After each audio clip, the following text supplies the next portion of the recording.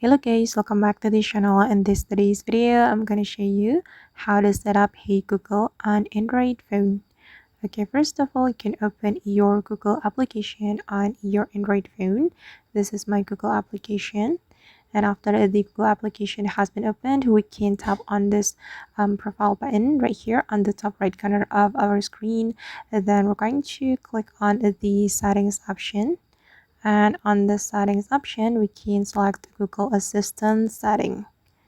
Okay, and tap on the Hey Google and voice match, and here you can activate your Hey Google feature. You just need to click on the circle button to activate it like this, and after that you're going to follow the instruction from Google to activate your Google Assistant. Alright guys, and that's how we can set up Hey Google on Android phone. I hope this tutorial will be useful for you. Thank you so much for watching, and if you found this tutorial helpful, don't forget to hit the like button, leave your comments, and also subscribe to this channel. See you on the next video.